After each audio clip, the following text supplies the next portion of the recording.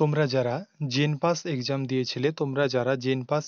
দিয়েছিলে অর্থাৎ তোমরা যে সমস্ত ক্যান্ডিডেটগুলো যারা JENPAS UG JENPAS exam দিয়েছিলে তাদের তোমাদের কাউন্সেলিং শুরু হতে চলেছে 30 তারিখ থেকে। তোমাদের 30 তারিখ থেকে কাউন্সেলিং শুরু হতে চলেছে, অর্থাৎ আজ থেকে তোমাদের এই কাউন্সেলিং প্রসেস শুরু হতে চলেছে। তো তাহলে তোমরা দেখে নাও যে পুরো টাইম টেবিলটা আমি তোমাদেরকে আগে বলে দিই।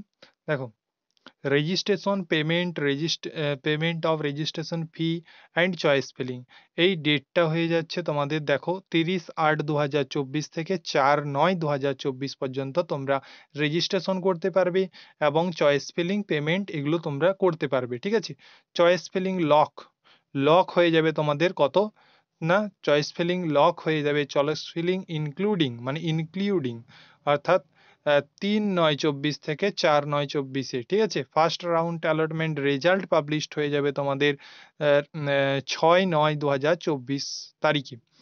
এবং দেখো লেখা আছে যেটা বলেছে যে এই ফার্স্ট চয়েস ফিলিং এর যেটা রেজাল্ট পাবলিশ হওয়ার পর তোমরা এই টাইমের মধ্যে যারা ফার্স্ট অ্যালটমেন্ট পেয়ে যাবে অর্থাৎ ফার্স্টই যারা চান্স পেয়ে যাবে তাদেরকে তারা এইখানে যদি কোনো কলেজ পেয়ে যাও তাহলে তোমাদেরকে আবার যদি তোমরা সেই কলেজ না নিতে চাও তাহলে তোমাদেরকে সেকেন্ড কাউন্সেলিং রেজাল্টের জন্য অপেক্ষা করতে হবে। সেকেন্ড কাউন্সেলিং এর রেজাল্ট পাবলিশড হবে তোমাদের 12/9/2024-এ 12/9/2024-এ।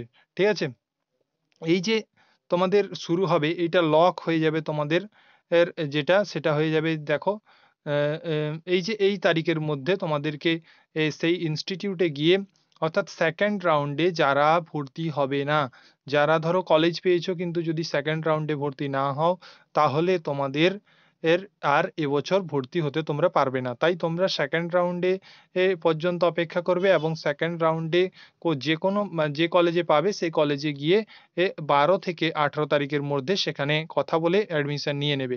এরপরে তোমাদের যেরকম আগের মতো মপ আপ রাউন্ড শুরু হবে, এই ডেটগুলো তোমরা দেখে নেবে কবে কি হচ্ছে। ওকে, দেখো তোমাদের ফার্স্ট অফ অল রেজিস্ট্রেশন তোমাদের করতে হবে এই ওয়েবসাইটে গিয়ে। তোমাদের আমি স্টেপ বাই স্টেপ পুরো রেজিস্ট্রেশন কিভাবে করবে, কাউন্সেলিং কিভাবে করবে, সমস্ত কিছু তোমাদেরকে আমি দেখিয়ে দেব।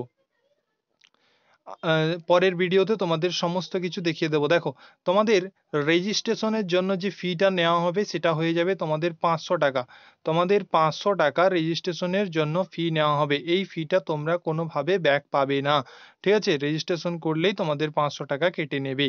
এবং দেখো উইথ ডকুমেন্টস, যে ডকুমেন্টসগুলো তোমাদের লাগবে সেগুলো হচ্ছে দেখো ডকুমেন্টসের জন্য যে ভ্যারিফিকেশন করতে যেগুলো লাগবে সেটা হয়ে যাবে যে provisional seat allotment letter, original one or self attested is carry করতে হবে।